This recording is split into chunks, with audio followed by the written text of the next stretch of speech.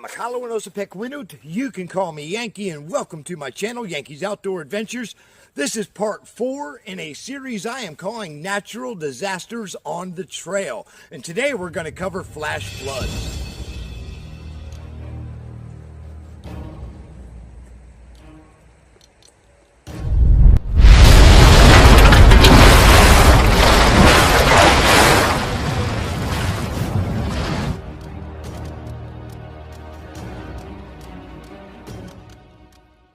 If this is your first time here, please consider subscribing to the channel. Subscriptions are always free.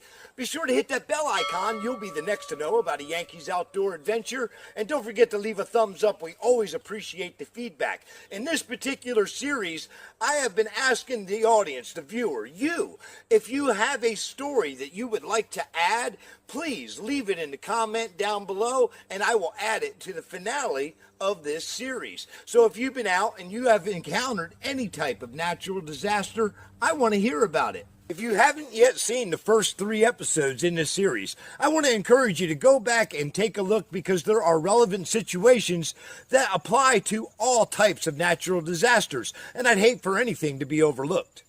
Although greatly underestimated, flooding is the second most dangerous weather hazard. Flash flooding can be the most deadliest of all types of flooding worldwide. Much like other weather disasters that can take place on the trail, your number one precaution is to know the area very well. To do all your homework and research, do not ever purposely go into an area when it's already marked and advised that you stay clear. Having a weather radio and asking questions to your local park authorities will always increase your chances when you're in these type of situations. It's important to remember to set up your camp away from the shorelines of lakes, rivers, streams, if flooding is possible. Always head for high ground and know where high ground is long before you set up your camp. Flash flooding can occur anywhere. It can occur in mountains, valleys, it can occur in flat land. Anywhere that a whole bunch of water can be dumped in at once with nowhere to go is a potential area for a flood. And it's very important to remember how fast this flooding can occur. They don't call it flash for nothing. It occurs quick and in a moment. Rivers, creeks that are taking in a lot of water can rise so quickly that you have very little time to evacuate your campsite. So number 1, without a doubt, the most important thing you can do to safeguard your life is to avoid the flash flood or the flooding altogether. Have a plan. Remember, thinking ahead of time of situations like this and thinking about what you will do in that event will help you if the event actually occurs. Remember, no one can safeguard your life as good as you. Know your escape route and think of a backup escape route just in case. Stay out of the water. Remember this simple phrase: don't drown, turn around. Do not attempt to cross streams, rivers, creeks if the water is rising. You can greatly underestimate the power of this water and you can severely be hurt or injured. If you're told to evacuate or you're caught in rising water rapidly, don't worry about your gear. You save you. Get your family, get your lives to a high ground, get to safety. Your gear can be replaced. If you find yourself swept away in the water, first of all, remember, don't panic. You can still save your life. Look for things that are floating, grab a hold of an item, and slowly work your way towards the bank.